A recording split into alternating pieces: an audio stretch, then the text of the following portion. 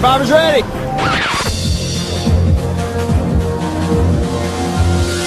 Direct from Hobart, it's time for you to hear those so-called experts from Survivor Oz talk about another reality show, despite the fact they always said they wouldn't ever talk about Survivor. It's The Amazing Race Oz, and here's your host, Colin Hilding.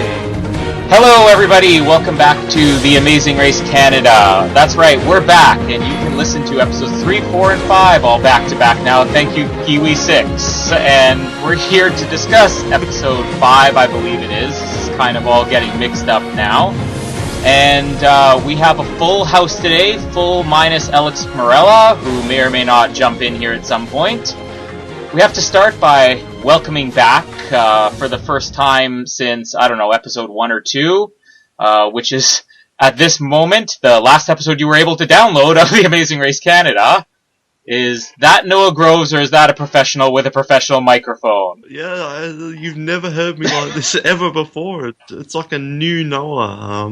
Isn't it amazing? But thanks for having me back. And I've just got to say, I don't think it's a coincidence that I don't show up for 3 weeks. And none of those episodes were working. Everything's offline. So I think Rossi really does need to start calling me a professional, because you guys had no idea what to do for the last 3 weeks. Things were just going crazy. So definitely not a coincidence. And we recorded, again, let's just say, we recorded 3 episodes in the last 2 that went up. So one of us out here is holding out on episode 3. I won't mention his name, but he lives in the home of the 46th biggest mall in all of America, Anthony Rossi. I'm proud of it. Rossi, you're recovered from Hamilton Michaela's exit? No, because I saw them in the preview, like the last time on The Amazing Race, and it got sad. You've moved on to a new favorite now, which we'll cover in depth in this episode. Neil and Kristen, or Nick and Sabrina. We're going to get to the bottom of which team you dislike more. No teaser for us? No. Okay, we'll have to. There's your teaser. You have to tune in for the next hour just to find out who Rossi dislikes more. And last, of course, not least, but always last, fresh from the canteen where he got himself a full-fledged Coca-Cola, Jared Lubick. Thanks for joining us again. No problem. I'm glad that I'm old enough to get a full Coca-Cola and I don't have to drink any Diet or Coke Zero. So, I mean, just come on, guys. You're starting to sound like the BMO cashback now with all this product. Well, who here started this episode with a nice cold orange Julius? I have to ask. Yeah. Tropical coconut and Mr. Last week. Only if it had parrot in it. A parrot flavored orange Julius. I am going to go there and order, and I'm going to ask them if anybody has asked for the Akai parrot orange Julius. So we have started a new thing. Noah, you haven't heard the episodes from 3 and 4 because they haven't gone up yet. Thank you, Kiwi6. We're going to continue with you. But we have a new segment on this show, which is the Brian and Cynthia greatest moment of the week. So I think we're all on board with what it is this week. But let's jump right into the episode, and we are still in Halifax, home of Dejan and Lilani, or home of Lilani, one of them at least, and we find out... Can I just say quickly, I actually have met someone from Halifax. I didn't get to say that last week. Who did you meet from Halifax? Random man with a kilt. They all wear kilts in Halifax. That's a normal thing there. You knew somebody from Halifax, but you didn't know that was called the Maritimes? Well, I didn't go out on a date with them or anything. I met them for like 2 minutes at a bar once because they were playing, their band was travelling through Hobart, but like I wasn't getting to know this guy. I just met him. Yeah, so it was probably a Celtic band then, I'm guessing? Yeah, so I'm not sure if that's big in Halifax. That's big, especially in the Maritimes, but actually one of the biggest Canadian bands of all time is a full-fledged Celtic band, so Great Big C, if you're listening, come on the show and do a rendition of the Amazing Race theme for us. That would be epic. But yeah, if you go to my Facebook page, you can see the man from Halifax picking my nose. It's quite hilarious. Everybody out there, find Noah Groves on Facebook and look for a man from Halifax picking his nose on their very special date they went on in kilts and all. Yeah, so that's my coverage of last week's episode, just to catch us. Thanks, Dynamite drop in, Noah. Thanks. Let's head out to Quebec, where we're going to the longest name ever, the most hyphens I've ever seen in an Amazing Race episode, L'Île de la Madeleine. Does anybody else want to try that in a better French accent than I have? Oui. Oui. No. How do you say no? I said yes. Yes. Whoops. You're stuck now. You got to brush up on your Canadian. Oh, yeah. My first question before we get into the episode, well, actually, we forgot to cover just general thoughts on the episode here, so let's backtrack. This is why we've been off the air for 3 weeks. Unprofessionalism on my part. Noah, you talked a little bit about episode 3 and 4. General thoughts on episode 5. I have to say that I wasn't a huge fan of this one. Or, no, backtrack on that. This was probably the weakest episode of the first 5. But even then, it's better than any episode from The Amazing Race 26 or 24 or 23 or 22. So even the bad episodes of this season are great. So while I didn't think it was overly brilliant, it was still a lot of fun and a lot of stuff going on that was different to what we normally see. But I hated the ending. Rossi? Yeah, same thing. It wasn't that good. I thought that there was some drama and there's like a lot to talk about, but it was just overshadowed by annoying and Annoying and That's Jared's reaction too, Jared? Yeah, took the words right out of my mouth. Yeah, it was a difficult episode. I think the editors did like a good job with what they were given. It just felt really awkward, but I don't think they could help it given kind of the amount of penalties and things going on, and I suppose the race can't always go how they predict or to plan, and this was kind of one of those examples. Yeah, I'm kind of in agreement with everybody. I think full credit to the CB editors here. If this was season 25 or 26 episode from the US version, this would have just been a mess to watch. And I think they bit off more than chew on this episode. I think one of the problems is there was so much going on, and I like a lot of the ideas. It was just so much going on, and I just had a hard time following it, and a lot of tension on the end, but it's never fun to see penalties, especially 2 penalties, and then injuries and hospital visits. Like, very dramatic episode, but I'm completely in agreement. I mean, this is my least favorite of the season, too. I don't know if I'd say it's better than all the ones on 26. I think the Monaco and the Amsterdam legs were probably better than this one, but the ending of this is definitely better. With the clogs. Yeah, and the hot tub, the floating hot tub. A lot of good stuff there, but does anybody else agree that the challenges in this one, like maybe they were hoping for better weather, because this seemed really rough. It doesn't look rough on TV, so I have a feeling that they didn't expect it to be this way, but a lot of teams were having a lot of problems here. I feel like, and I'm not sure if it was the interns doing this episode or something, but I feel like a lot of this was not planned out. Especially stuff like Nick and Sabrina not even being able to do their challenge, even though it's a double U-turn episode. Like, a lot of this didn't seem fully planned and maybe didn't go the way they hoped it would go. Anybody else want to drop in with that? One thing that I didn't quite understand, like I kind of like going along with the unplanned stuff, it just felt that there was so much time lost, and I don't know if it was traveling or what, but all of a sudden Nick and Sabrina can't do a challenge because it's pitch black. Where did this time go? Like, I don't know. Was it long distance traveling or what? Because people were like, Brent and Sean checked in at darkness, and I don't know, was it the pit stop traveling or what? But it just felt very weird that all of a sudden it was dark. Jerry, what do you think? You actually worked on these, so you helped prep these challenges. When you watch Amazing Race, did you, like, not Amazing Race Canada, but you worked on Amazing Race Norway. So when you watch these episodes, can you tell which ones might be a rush challenge? Like, we talked about that in the Lost episode 3, but maybe give us a bit of a perspective there.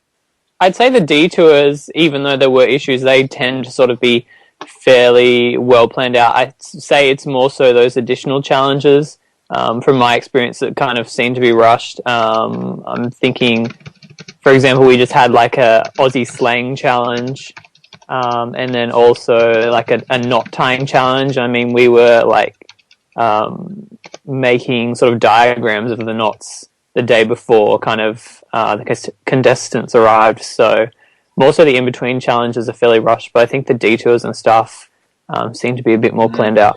Yeah, I think it was weather more than anything on this, so we'll talk a little bit about that when we get to the roadblock. But just before we start on the roadblock, there's one quick thing I wanted to get some opinions on. Gino and Jesse saying that everybody's going to want to U-turn us because we're a strong team. I'm not quite sure if I agree with that.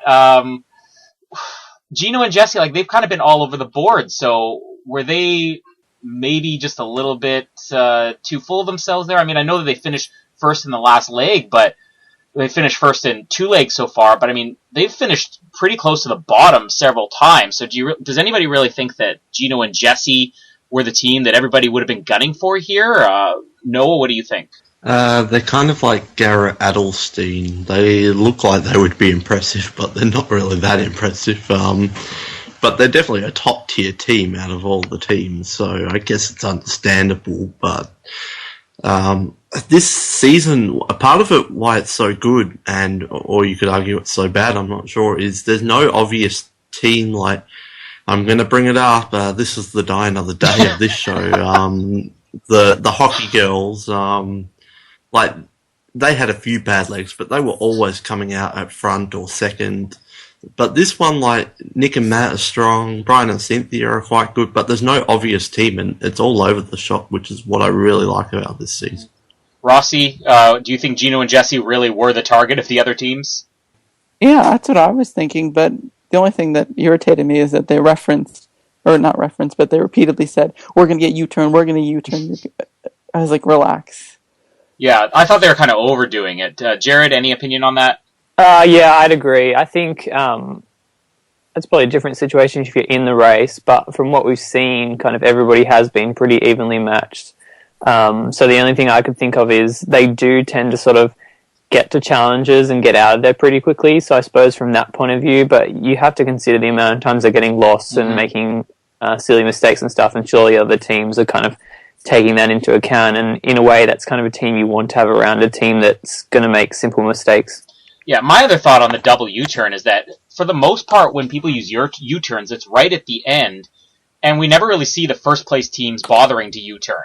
So the only scenario where I see anybody, like Brian and Cynthia, Nick and Matt, which I think probably would come across as stronger teams to the other racers, even they wouldn't really be a target. I would assume almost every time when a U-turn is used, it usually comes down to one of the last place teams because you just want to make sure you can knock somebody out. But we'll get more into the U-turn later on.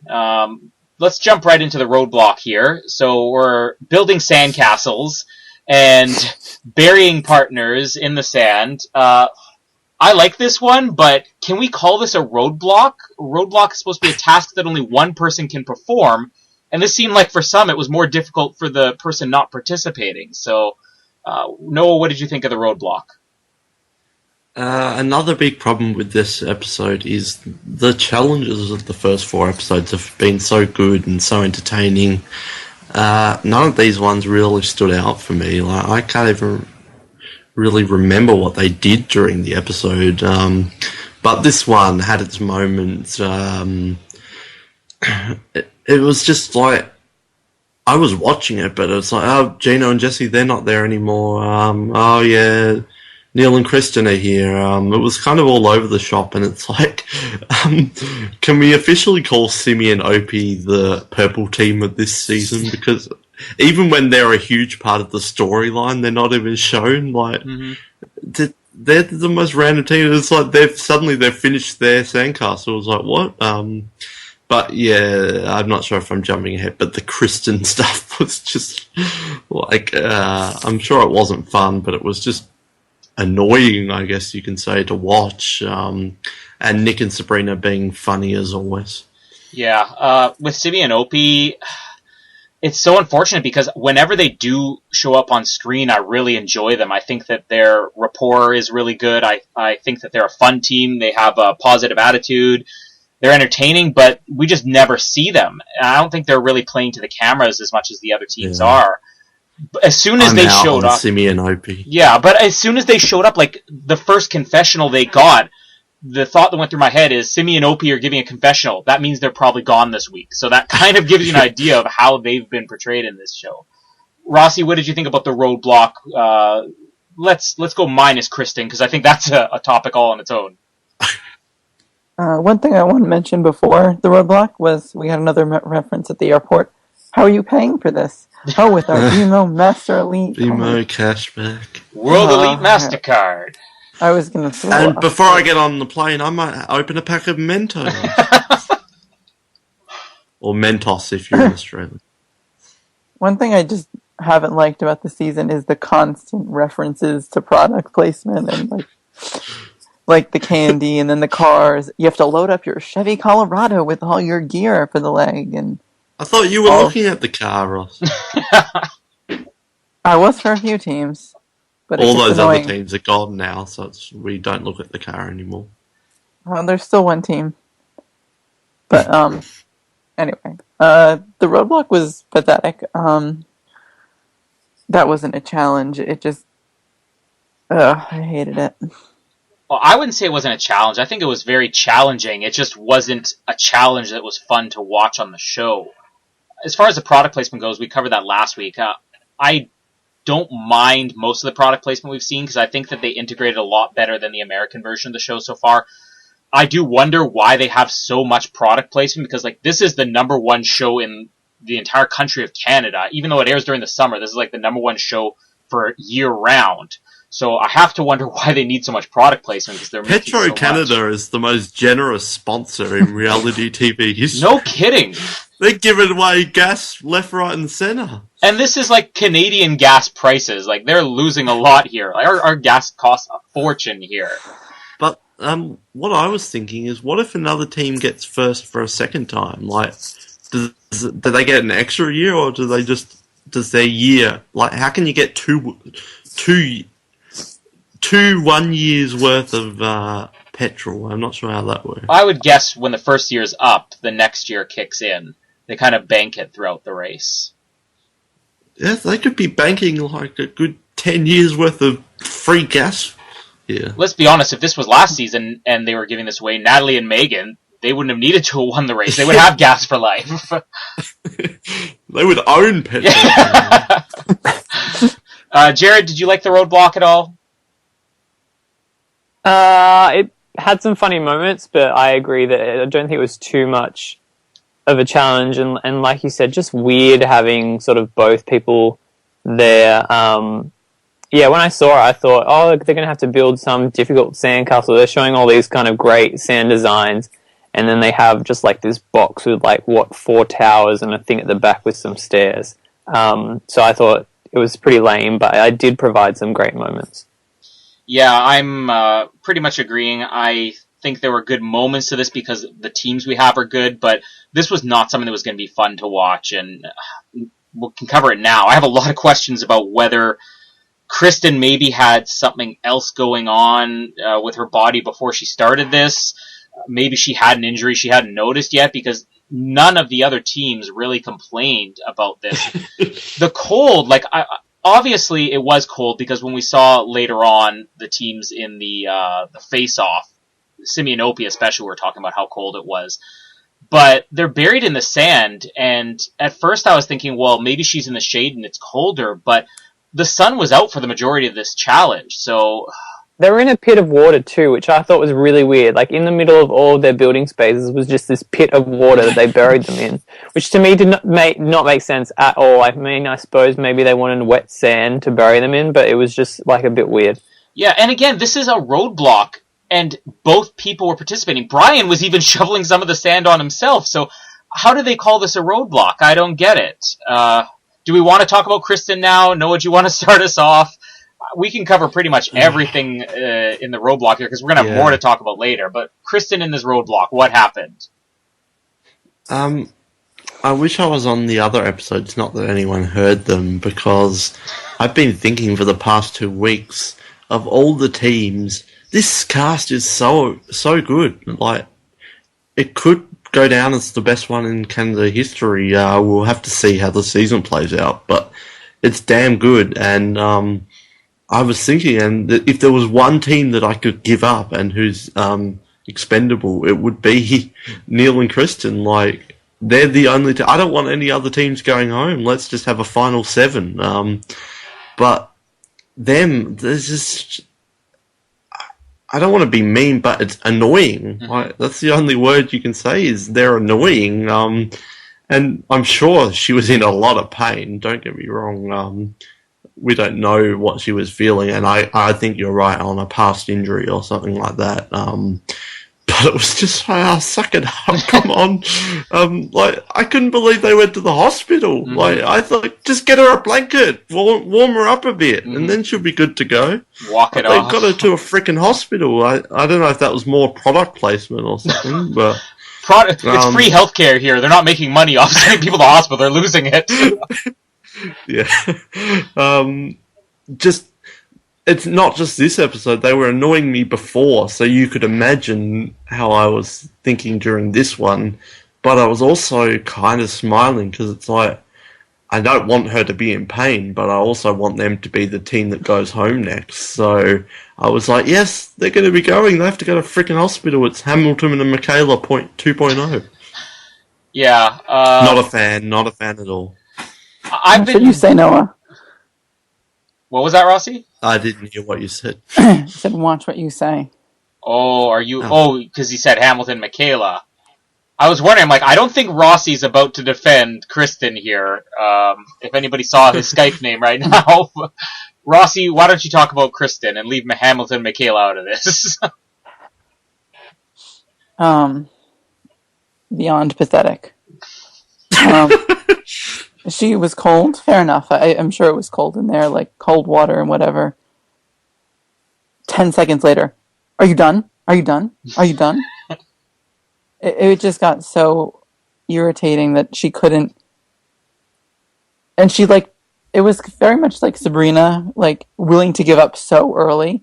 It was like they failed their first check, and then she said, do you want to take the penalty? Mm-hmm. It was so hasty, and then all of a sudden she gets out and they're in the hospital. I'm like, what? What happened? She couldn't get a blanket? Ugh. And she's like, it's the worst pain in my life. Well, you wanted to be on the race far more than he did, so you better suck it up and get going. I can ride a horse! Wanted to keep me. And she was crying over the fact that she wouldn't be able to do the horse challenge. Yeah, I have a very strong opinion on that one, where I'm going to slightly defend Kristen throughout this episode. I'm not going to say I enjoyed watching her. I will say in the past episodes, I was starting to like Neil and Kristen, especially, with the lobster diving. I was on board with them, and I thought they were kind of fun when they came in first, the one leg. But as I said earlier, I think that there might have been a pre-existing injury here because nobody else suffered from this, and it's not that hard.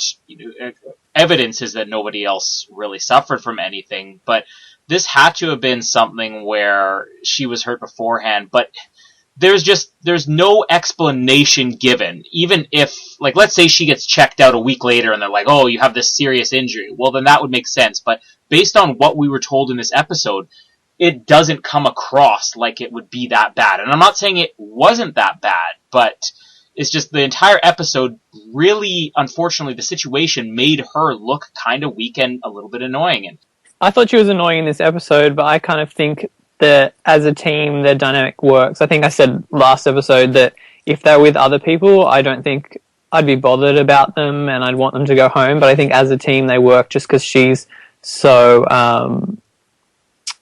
kind of over the top and really antsy at the challenges, and Neil is just so relaxed. I don't understand how she got hurt that badly. I think Neil potentially buried her under 10 meters of sand, or he read the clue wrong, but I don't know. She must have been under a lot of sand to injure herself. But I think the weird thing is, moving on, is to me, like what you were saying, it wasn't kind of explained that much, and then kind of muscle cramps or something. And in my head, I'm like, is this going to be like going on to the next leg, I'm interested to see, is that just going to kind of sort itself out, which you kind of think that it would, or is it going to continue to be an issue?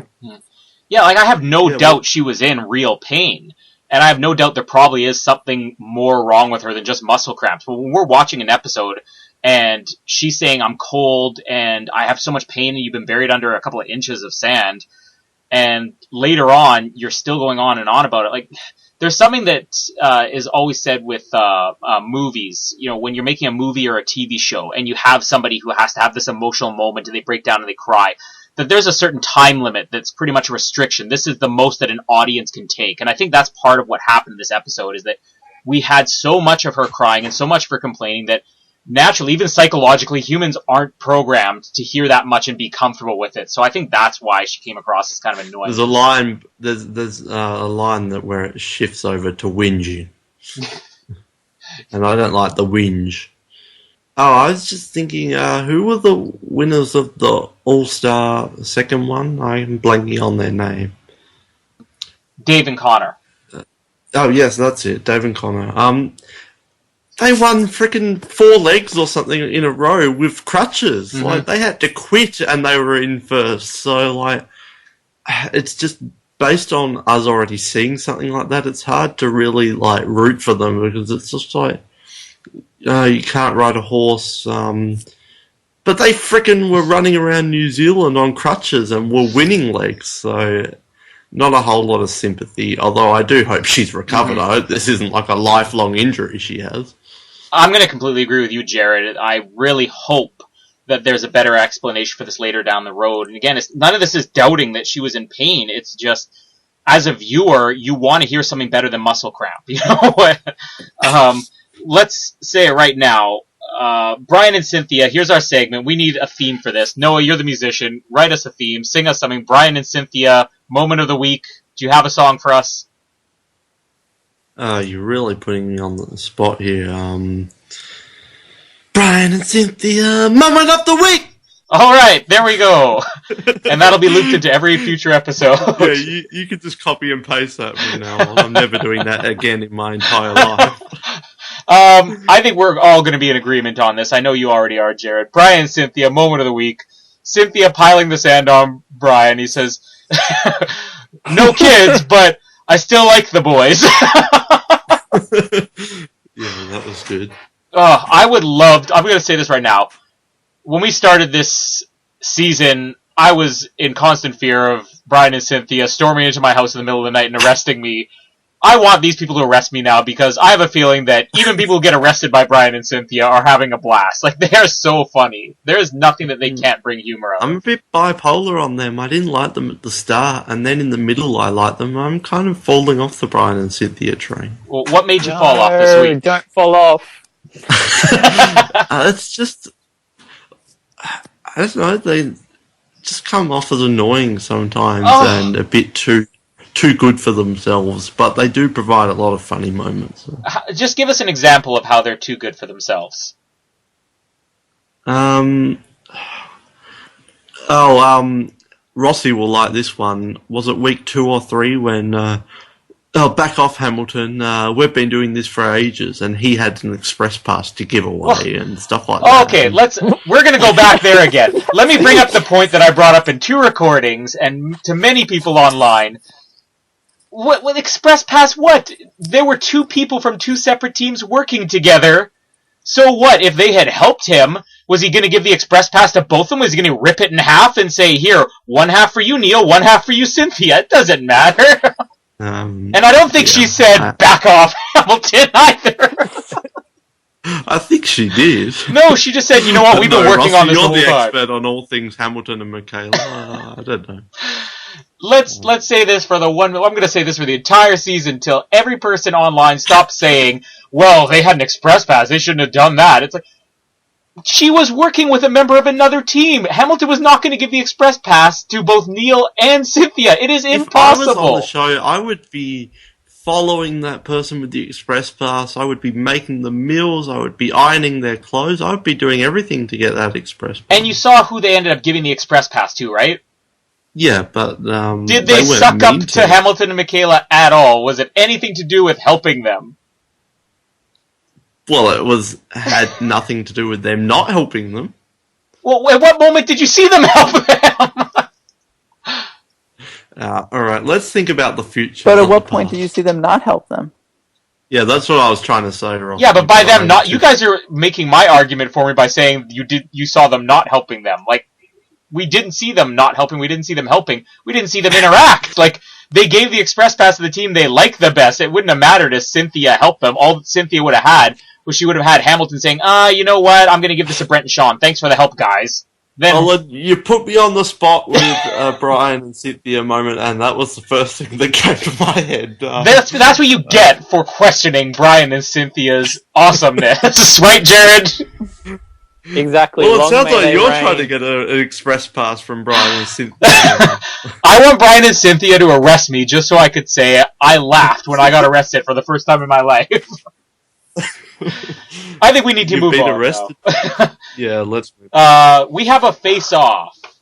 This was a very cool idea that unfortunately didn't work out in the end. Kayak hockey, the new sport of Canada that nobody in Canada has ever heard of, but is combining two things Canadians love. So this explains John Montgomery's commercials. Anybody in Canada who saw all the commercials for The Amazing Race Season 3, where it was every single Canadian stereotype and John Montgomery feeding into all of them when he was kayaking, and I don't know. I the sport didn't really seem that exciting to me. The face-off didn't really work out. I know we have some opinions on this. Noah, what did you think of the face-off? I thought it looked like a lot of fun. I really wanted to do that, and I'm pretty sure they did that in an American season as well. I think it's probably a lot harder than it looks if you actually tried it, but I reckon it would be fun to play kayak hockey. Yeah, but I was looking out for John Travolta in the face-off. I didn't see him anywhere. Yeah, I really like the idea of a face-off. I reckon they should do that on a lot of legs, like maybe, I don't know, 7 or 8 legs of the season. I think that should be a recurring thing, like along with detours and roadblocks. I think it's great to have, because it forces teams to interact with each other, which doesn't always happen. But this fell flat so much, and they did do face-off in Australia versus New Zealand because of the obvious theme there, like tug of war and what was it, babushka sorting or something, wasn't it? something that John and Murray screwed up. But yeah, just two teams quitting, and it's just hilarious. Like, did Nick and Sabrina do anything in this episode? Everything they went to just got cancelled. Yeah. It's just all they had to do was walk to the finish line. Like, so I actually really liked the concept, but the execution just did not work, and that the umpire was creepy too. Mm. Well, I love the umpire where he's like, "Hey, good game," all excited. Yeah, I mean, I don't doubt that this is hard to play and that it seems like a cool idea, but we didn't see anything of it. I think that's part of the problem, is that this episode just had so many things going on in it. It had a roadblock with 2 people participating. It had double U-turn. It had the detours. Some people doing double detours. It had hospital visits. And having the face-off in here, we didn't get to see anything of it. It was just like everything was edited together. It's like 1 goal, 2 goal, and we didn't see any of the action. So, Rossi, did you enjoy the face-off? I think it was a good idea in theory. It's just rough when 4 teams can't do the challenge. Mm-hmm. And also, I think the challenge needs to be refined a bit, because I think it shouldn't be too challenging, because like Simi and Opie, yeah, they may not have been good in the water, but repeatedly going out again and again just made them lose because they're exhausted. Mm-hmm. Like, there's no way for them to win unless someone is beyond pathetic at it. Like, if Kristen and Neil had to do it, then they could have won. But other than that, there was no way they were going to win because they were so drained from doing it 4 times before. Mm-hmm. But on that, though, it's an interesting way of, because I'm never a huge fan of them bunching up. Like, you have to wait outside this hotel for 8 hours before you can proceed. I think it's a good way of breaking up the order of, if you got the first challenge right, you're probably going to come in first, second, or third. So it's an interesting way to and John even made note of that. So Simi and Opie got there, second or third, and they ended up coming last in the entire leg. So I like that they had a challenge that staggers the teams, that's not just wait here for 10 hours. Yeah, that's a really good point.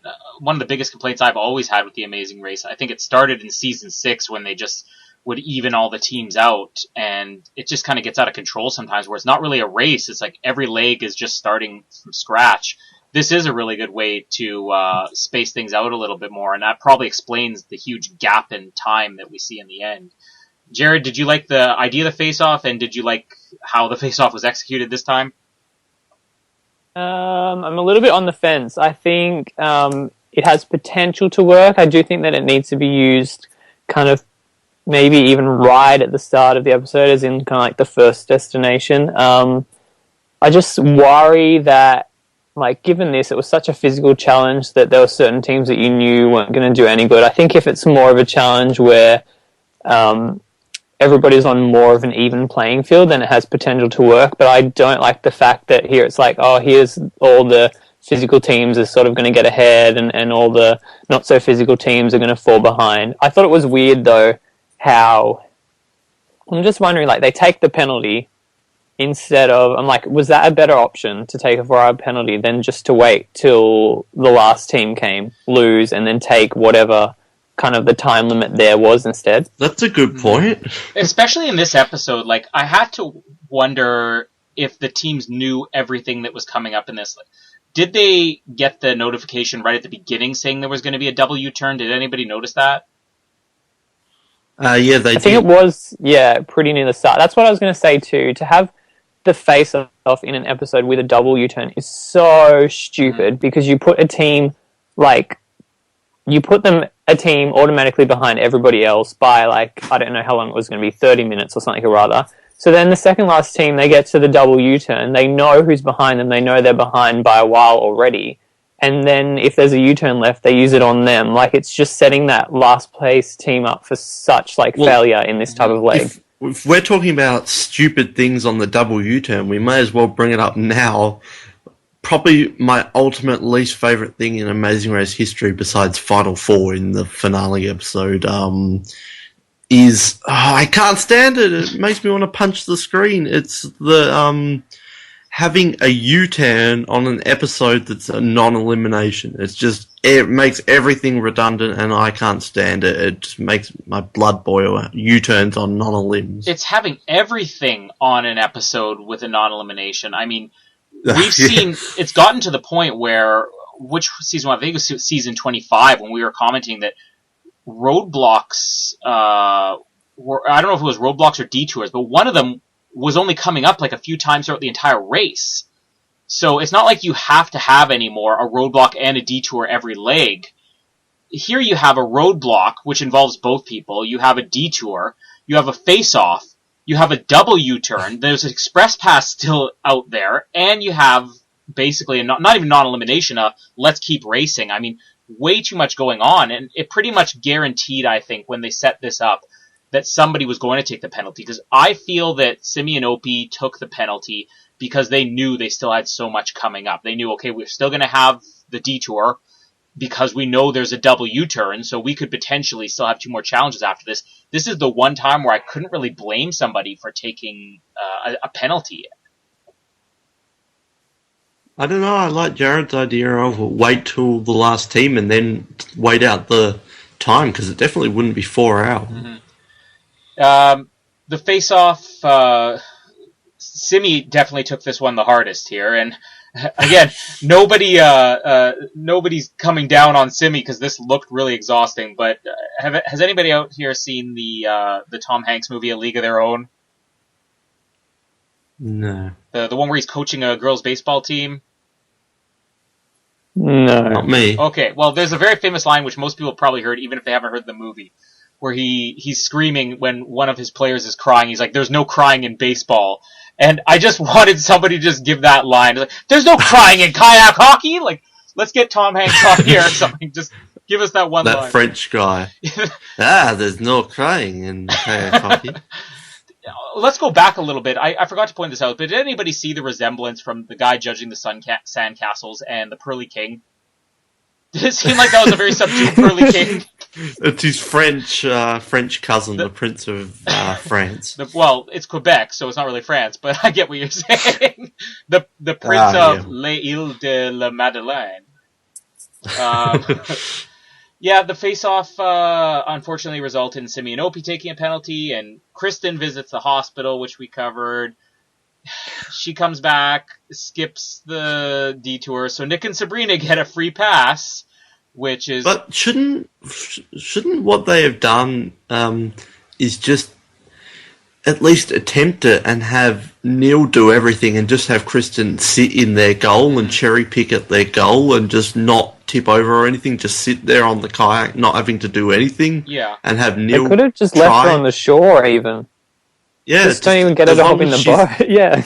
Yeah, as long as she's in the boat, surely it counts. Yeah, and I mean, there was no... That's a good point, because let's say they just sit there. They could just sit in their kayaks and let the other team score the goals. Just do nothing and let the teams beat you. And I guarantee it's not going to be as long as a 4-hour wait. So originally I was kind of on board thinking the same thing, that maybe knowing there was a double U-turn ahead, they're like, well, let's just take the penalty because who knows what else we have to go through. But that would have been a better strategy. I love the fact that Nick and Sabrina did nothing in this episode. and they're scared of water too, so extra good for them. I was so disappointed with that, because this is the one team, like, we've been teasing them all season about the water, and there would have been no way around this. Like, we would have seen Nick crying, and you could have had Sabrina screaming, "There's no crying in kayak hockey!" Like, that would have been so great to see them have to do this challenge, but... I can't do this, I'm unfit. Well, I'm just not that fit. This is how good they are, that even in their absence in this episode, they're still one of the stars of the episode, even when they do nothing. They're just amazing. I love Nick and Sabrina. Yeah, Rossi, how do you feel about Nick and Sabrina's free pass through 2 challenges? Express pass. This was better than Express Pass. This was a double Express Pass. This is wait a few minutes and then go to the end. They're not as bad as they were, like, in the earlier parts, but I was just glad we didn't see a lot of them. Well, that's progress.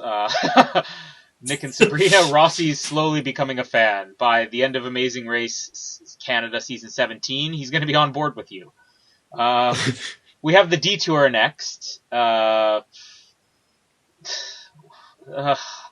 don't know, like, this is part of the problem. These things weren't that interesting to watch, and the preview, I was so excited. We were talking about we're going to have milking and pooping and horses, and... It's like the Shetland Islands all over again. Demonic pony. Yeah, it just, for me, it didn't really deliver. Noah, did you like first of all, what were the 2 detour names we had here? Ride It and Pull It. Which really sounds worse than it is. You're just hearing what... Jeez, a later time slot for this season. This does not belong in prime time anymore. This is Amazing Race After Dark. Ride it or pull it. Noah, would you ride it or would you pull it? Well, firstly, I would definitely watch Amazing Race After Dark with all these crazy challenges. I think that would be a fun TV show. I'm trying to think which one was which. I would pull it. I'm not a big fan of horses. I've never ridden one in my life, and I'm not sure if I ever do want to ride one. I don't know if I can trust horses. They're a bit shifty. Shifty horses? Yeah, well, we saw the demonic ponies ever since the Shetland Island, and I love all the season 25 callbacks here. Yeah, there's something about horses, and I see them when I walk down Snug. There's a paddock where I walk to go to my bus stop, and I see them eyeing me out, and I eye them back.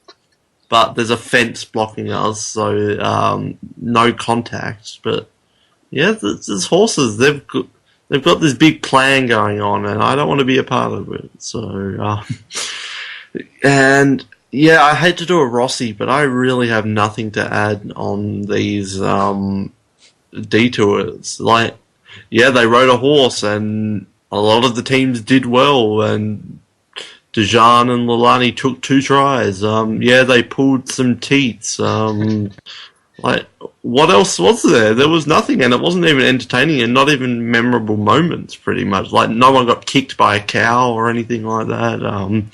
So, yeah, I hate to do it, but I really have nothing to add here. Well, I know of one memorable moment, but I'm going to wait and see if either Rossi or Jared comes up with it. Rossi, detour. Would you ride it or pull it? Pull it. I think the memorable moment of the detour was clearly when Brent and Sean got it within 17 seconds. That was so close. It was the nail biter. Yeah, pretty much what Noah said. It was lackluster. It wasn't good, and there was no moments that really stood out. Like, I don't even remember what the course was for the horse thing, and then they had to push hay into a barn. Like, stupid. Well, I've now looked at my notes, and I have at least 2 good moments from this, but let's see if Jared comes up with any of them. Jared, first, would you ride it or pull it? I would pull it. They were both really boring, and I think they were made even more so by the fact that we've had such good challenges this season that they weren't even bad challenges. They were just average and just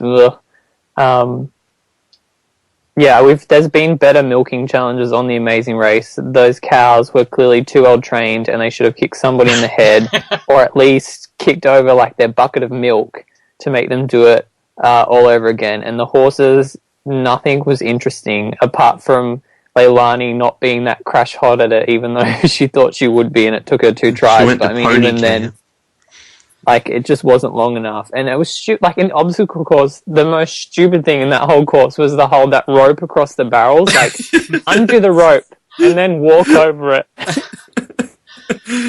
I thought they had to jump over it, and then they just unclipped it.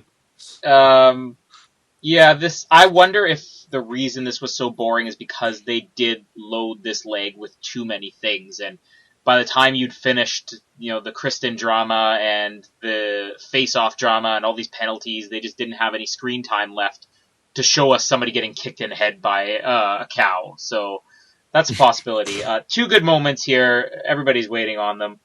First of all, Jesse saying to Gino, "Come on, Gino, work those nipples." Like, that's a good quote. And Gesso and Jeannie. Gesso and Jeannie. What are they called? Gino and Jesse. I'm done. Gino and Jesse, that's right. They were probably the highlight of the milking challenge. They had some funny moments. I think that Brent and Sean were the highlight, because first of all, you had when they're pushing the giant barrel, and they're saying, like, they're only about 10 feet from it. They're like, "Oh, this is exhausting." And then after that, where Sean makes the comment where he says, "These things are like mini wheats to the wrestlers." Did anyone else think Tweedledee and Tweedledum when they were in their pony outfits? For who? Like Brent and Sean, when they came charging out in their horse outfits. I was just thinking Tweedledee and Tweedledum. No, I didn't think that, but I can picture it right now. I can't picture what you're talking about, but I can picture it. That's good. This was not a great detour, and again, it could just be too much going on in the episode. Future lesson to learn: do not put a roadblock that involves 2 people, a face-off, and a double U-turn, and all of this on non-elimination leg, all in one episode, because you won't be able to show us somebody getting kicked in the head by a cow. So, what would have been good is if they had a double episode week and they played next week's episode straight after it, and then it would have felt like a cool 2-hour block of Amazing Race fun, but it was just Yeah. We also commented earlier, but Nick and Sabrina, because they had to do the double U-turn. Well, let's cover the U-turn first. So we have a double U-turn, and both get used. I thought that one of the teams was very smart in their selection here, but I'm not really sure where the other team, what their thinking was. Noah, do you have any comments on the double U-turn? Yeah, I was about to write massive idiots if they chose, if Brian and Cynthia chose Gino and Jesse or Gesso and Jeannie. Like, never pick someone who's just behind you if you're up the front.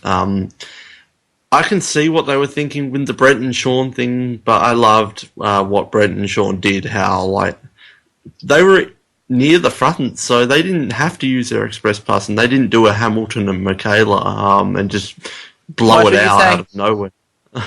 Well, let's face it, they wasted that express pass. Yeah. But Brent and Sean are actually intelligent, and I love the quote at the end where if you try and make us do something, we're going to try extra hard not to do that. Like, that's probably my philosophy in life too, so it makes me do something.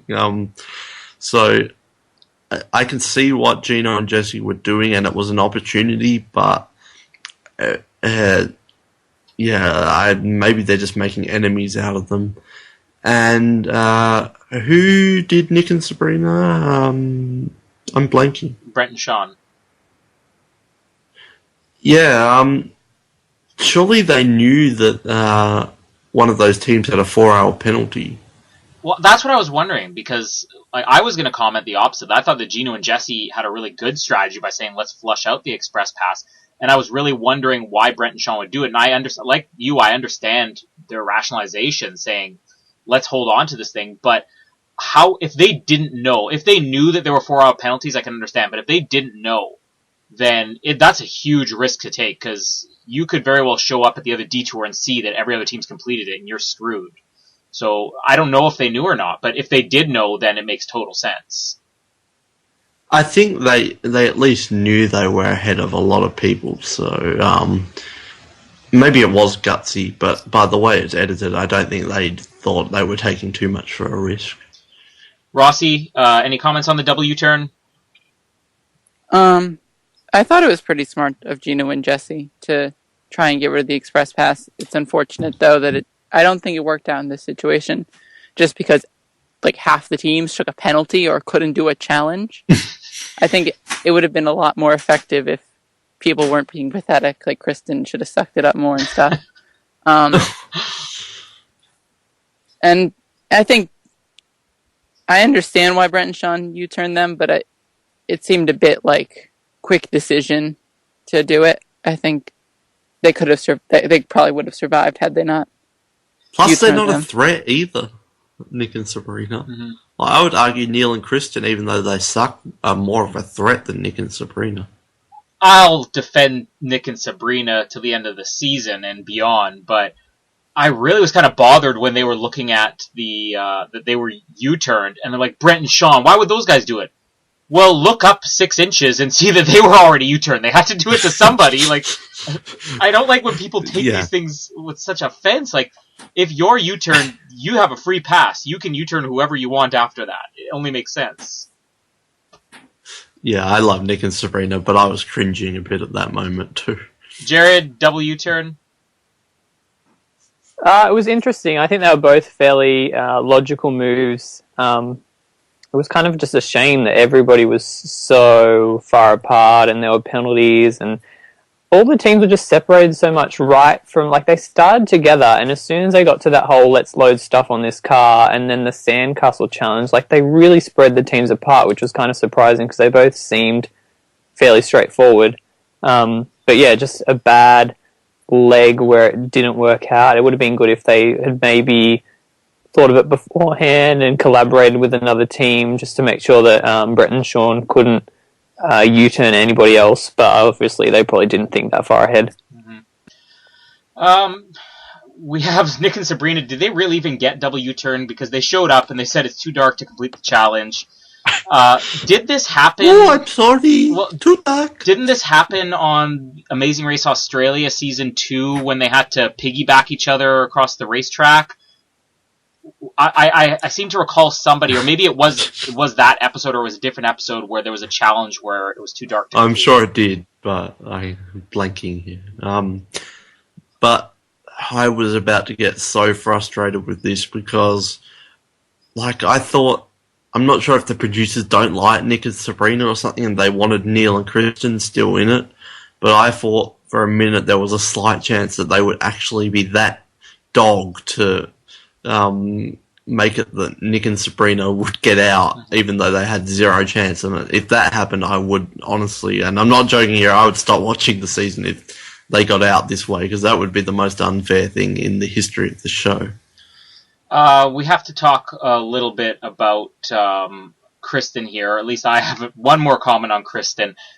Again, I'm defending her. I'm giving her the benefit of the doubt this whole episode, but one moment that just, to me... Are you? Well, more than most, I'm thinking. More than Rossi, at least. But this one moment really just made me think that she was kind of just being overly dramatic the whole episode, because when they had the thing about the horses and she's so disappointed, she's like, oh, I can't do it. I'm so disappointed, because she said, that's all in the calves, riding a horse, and I can't because of my calves. Then she shows up and has to do it, and she's like, this has nothing to do with the calves. This is all in the reins. It's all in the reins. She's so familiar with horses. Was she just doing that to be dramatic? I can't do this because of my calves. Like, that was the one moment where I'm thinking, you're milking this now. Like, come on. I don't know if that was a pun. Unintended. Yeah, like, screen time. Like, yeah, I think it probably was played up a bit. Rossi, we already know what you're going to say on this question, but Kristen, legitimately disappointed or being a bit of a drama queen? Yeah, I don't really know, because I was too focused on the truck. The Chevy Colorado, which we saw earlier in this episode, you're still distracted by it. Jared, Powered by Petro-Canada. Jared, drama queen or legitimately disappointed? I think a bit of both, but probably a lot more towards the drama queen side of things. I was really disappointed that they gave her crutches, because I wanted to see some potential hunchback running, but that didn't happen. You've missed the hunchback. Call back to the Purple Scientists, season 25. Pit stop check-in. First of all, we have a really good pit stop greeter. We have a French fiddler.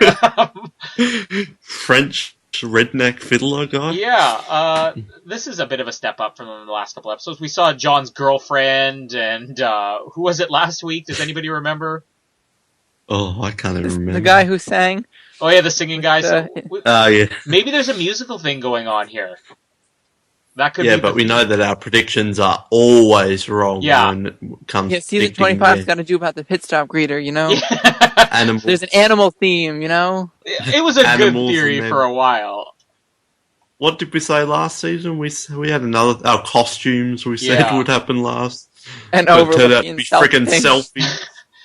Yeah, I think that they've kind of gotten to the point now where they know that teams are looking for little clues like that, so they throw things in like the animals or the musical things in this season just to see if teams will overanalyze like we do. We'd make great teams on The Amazing Race. Gino and Jesse, their instinct was right. They are now officially the biggest threat in The Amazing Race. First place team. Noah, what are your thoughts on Gino and Jesse?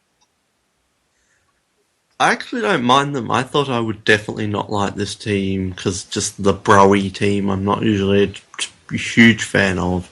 But I think they have some funny moments. And as long as they don't just come in first all the time and they do mix up, then I'm fine with them. But I'm really worried they will win and it will turn into to like the first two seasons where you had the male winners. Like, we need to mix it up. We need our Flo and Zach in here to mix up the pattern. Whoa!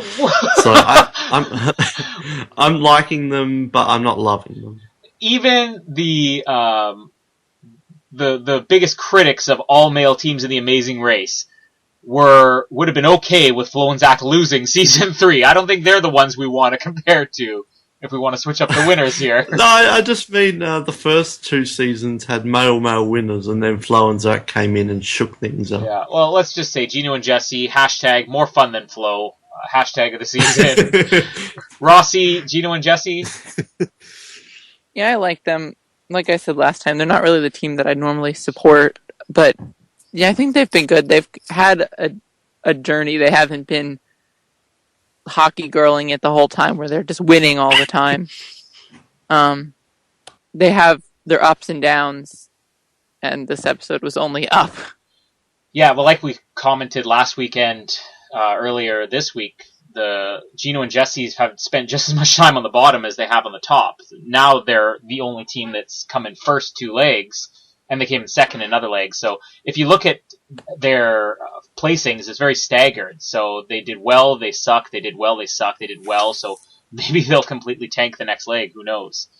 Jared, I almost forgot you were there. Gino and Jesse, or Jeannie and Jesso. They're one of my favorite teams, probably second favorite behind Brian and Cynthia. Yeah, just a fun team to watch, and it's good to see them sort of mixing up their placements, and as long as they do keep yo-yoing, then I'm fine with it. But it would be nice not to see another male team win. Not that I've seen season 1 and 2, but otherwise it's just going to turn into the Australian version all over again. Brian and Cynthia were number 2. Probably, well, I think our top 3 teams this week are pretty much solidified as the biggest threats on the race. But Brian and Cynthia, you have something nice to say this time, Noah, or do we have to kick you off for another 2 weeks? I can easily see them getting into the final 3. I'm just getting vibes that they will make it. Maybe not winner vibes, but they're definitely much more competitive than I thought they were. And they're not one of my favourite teams, but they always have at least one moment, as we've established here, each week that's entertaining. So sometimes they annoy me, but they're good TV for this season. Rossi? I liked them last episode more than this episode. They kind of got annoying to me this episode. And it really wasn't anything they did. It just kind of irritated me. Brian's moment was pretty funny, but other than that, they were kind of flat.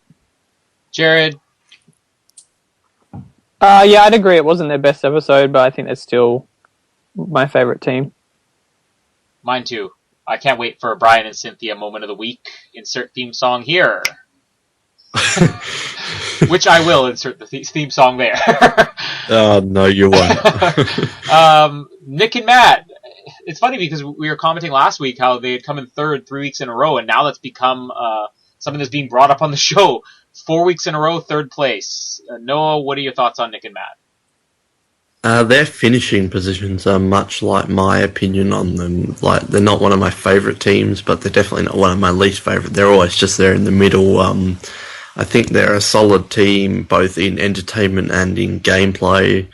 Don't really have anything bad to say about them, but it's not like I'm cheering for them to win the whole show. But they're definitely likeable, and they've been consistent with me since day one. Rossi? Yeah, they've gone down from the beginning. They were pretty good in the first few episodes, and then they just kind of fell down for me. They didn't really do much this episode. I don't really remember what they did or said that was funny or witty or amusing. So, nope. Yeah, this episode was very dominated by Kristen. That I'm finding a lot of these teams we don't have a lot to say on. Jared, you have to have something to say on Nick and Matt, right? Not really. I think I've kind of fallen off the bandwagon. I wouldn't be sad to see them go home at this point. Well, other than Nick and Matt, like we talked about how Gino and Jesse and Brian and Cynthia are the ones who consistently finish at the top the most, but they also finish at the bottom just as much. So I would say the 2 most consistent teams are Nick and Matt, and the 4th place team, Dujon and Lilani. Or, as again, nobody gets his name right, Deshaun and Lilani. Is anybody going to call him Dujon on this entire race? I don't know. Dijon. Deshaun. Yeah, that's my name for him, Dijon Mustard. Noah, what are your thoughts on Dijon and Lilani?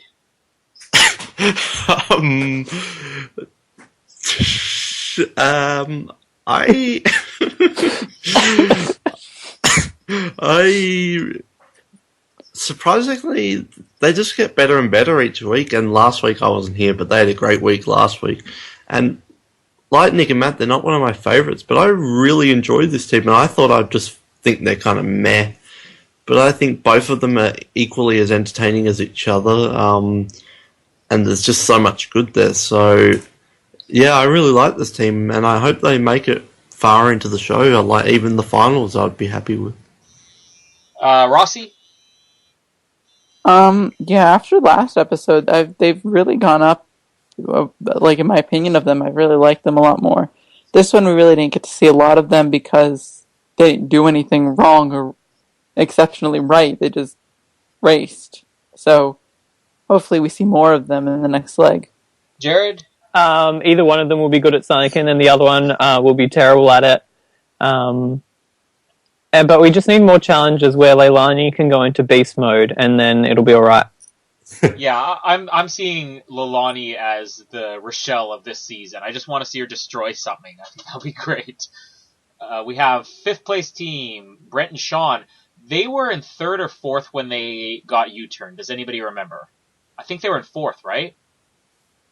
We had Gino and Jesse, Brian and Cynthia, and The who wrestlers. else? Nick and Matt. Yeah, so 4th. this double U-turn only cost them 1 spot. So maybe the U-turns were a little bit too easy. I don't know.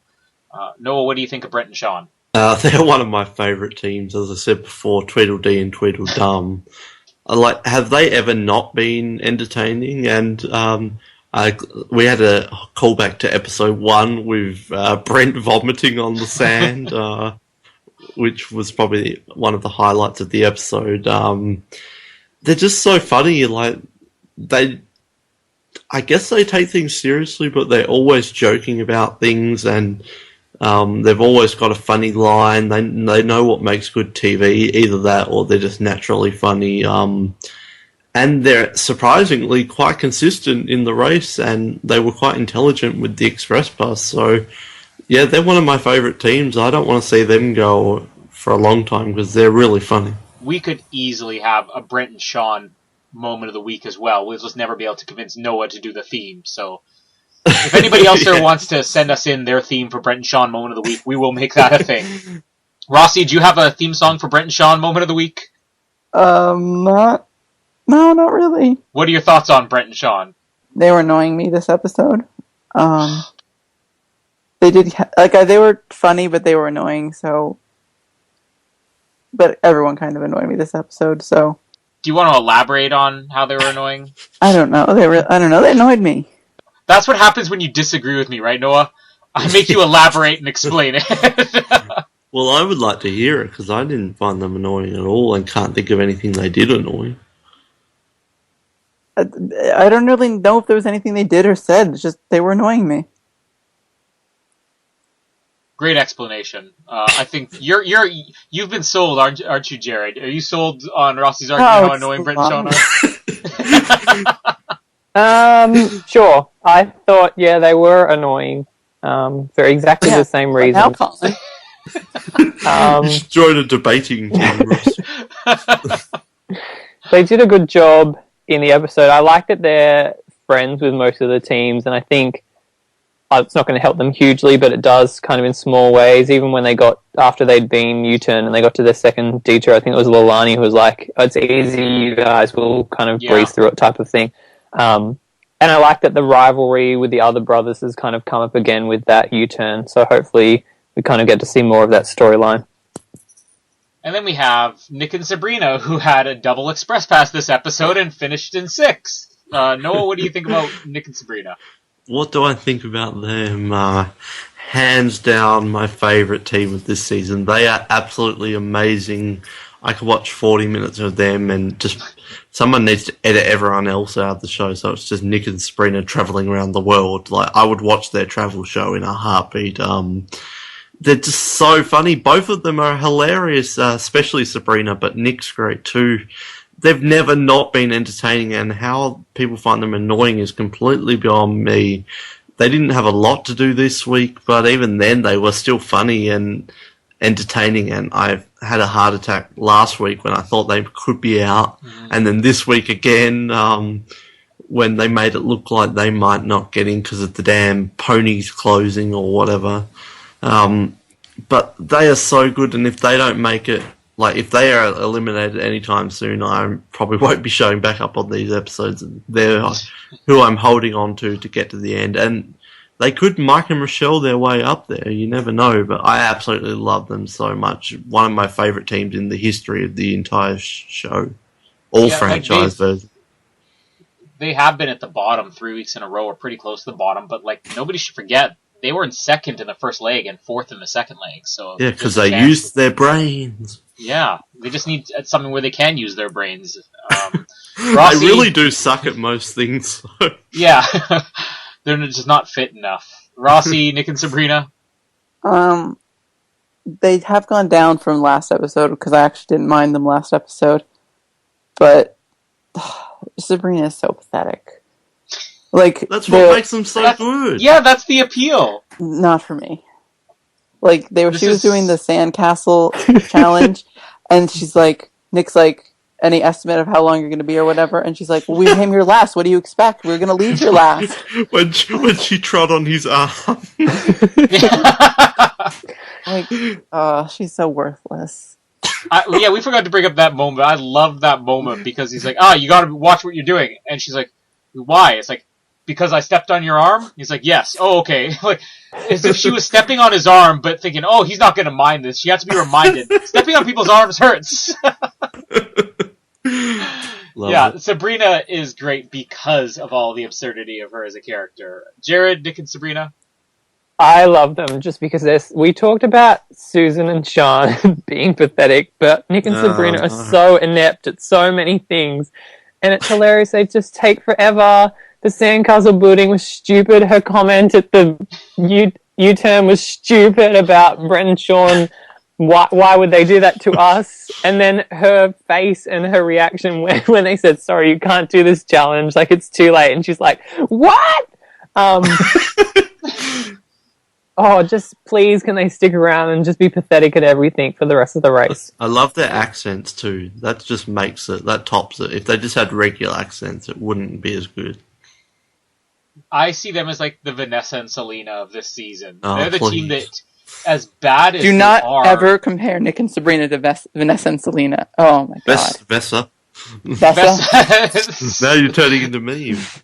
Jethro and Jeannie. Alright, there's no need to insult Vanessa and Selena like that. They did not deserve that.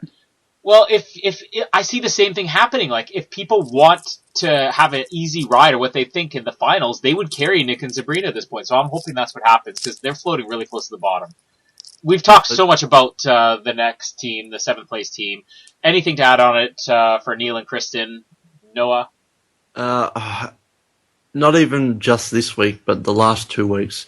Hands down, of all the teams, these are the ones that could go and not affect the season or affect it in a positive manner. The other teams are all entertaining. These ones are just annoying. Neil's alright, but he's just boring, and then Kristen just annoys me. Hope her calf muscle spasms doing well, but no thanks. And I was so annoyed when it was so close between them and Simi and Opie, and they had the penalty that they just got ahead. That annoyed me, but hopefully they're gone next week, and I can't see them staying around for too much longer. Rossi? Yeah. I actually unlike Noah, actually liked them for a certain point, for most of it.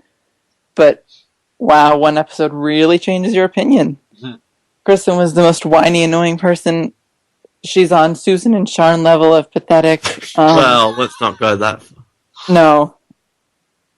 Like, she was too cold, and then all of a sudden she's at the hospital. Like, get over it. Jared, anything to add on Neil and Kristen? Well, I don't mind them. So I think we just need more of her facial expressions for other teams doing stuff. She'd be great on the jury if she was on Survivor, so maybe somehow they can work that out. And last but not least, Simi and Opie. Noah? Well, first I just have to say Nick and Sabrina would be amazing on Survivor. But anyway, yeah, this team started out so well in the preseason, and I have to say, after Neil and Sabrina, Neil and Kristen are gone, Neil and Sabrina, after Neil and Kristen are gone, I hope Simi and Opie are next, because they could have been good, but they're just boring, and the other teams are so much better. So you imagine how happy I was when the two parent-child teams were the ones who took the penalty, because I really don't like either of the team, and I hope they go soon, because they're just too bland and too purple. Rossi? They're really invisible, so it's hard for me to form so much of an opinion, because I haven't seen them do much. But I like them. They're just not doing anything, and they were really pathetic this episode. It's like Kristen with her poor calves pass you. Like, ooh, rough shape. I thought that they did a better job explaining the pain they were in than Kristen did, though. No? No, apparently not. Jared, did they do a better job explaining their pain and torment? Oh yeah, they looked actually tired and sore, unlike Kristen. But I suppose she had the crutches, so that makes you look like you're sore. Yeah, they're an okay team. I think they'd just be described as a nice team. And that's kind of all that we've really seen of them, is that they're just a nice team, and they'll just have like a couple of nice confessionals, and they're just nice to each other. But there's not kind of a whole lot of substance there to go on. Are Canadian viewers that stupid that they're really going to support Kristen through this and like sympathize with her? It's possible. Like, I don't want to alienate my country here, but Canadians as viewers are pretty dumb. We saw when they gave Natalie and Megan gas for life or whatever last year, but I don't know. I'm hoping not, but again, I'm giving her the benefit of the doubt. Let's hope they don't rig it to have crutch challenges in the next one, on crutches for all the challenges. Noah, before we go, do you have a hashtag for the episode since Simi and Opie are not gone? We're still racing. For the episode, hashtag. I don't know. Hashtag. That's my Kristen impersonation, and not Kristen Kanar. Yeah, Jared, I'll go to you next, just because I know you have a hashtag for the episode. Yeah, I have a let him hashtag for have the team, not the episode. Well, make it your team hashtag for the episode. Okay, well, it would have to be hashtag Jesso and Jeannie. Yes! You nailed that one. Thank you. Rossi, do you have a hashtag for the episode? Hashtag enough of the annoying bitch.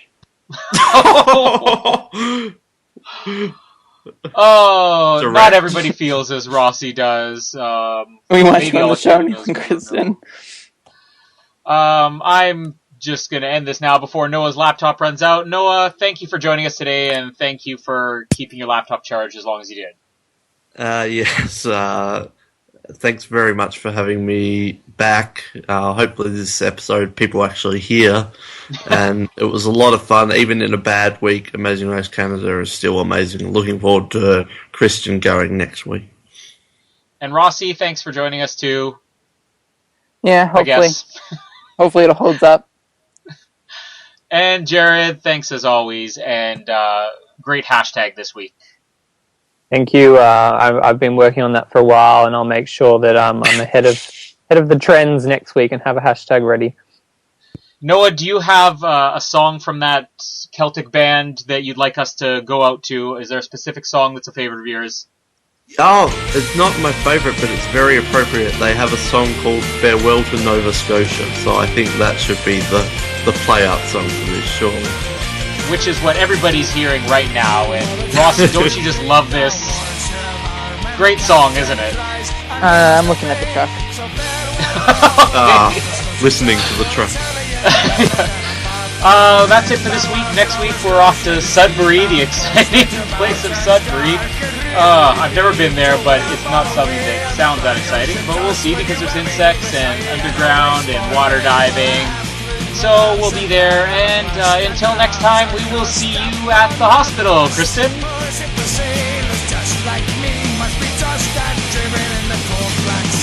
Battle out to Nova Scotia, you see bound coast, let your mountains dark and really be. So when I'm far away on the briny ocean, touch with you.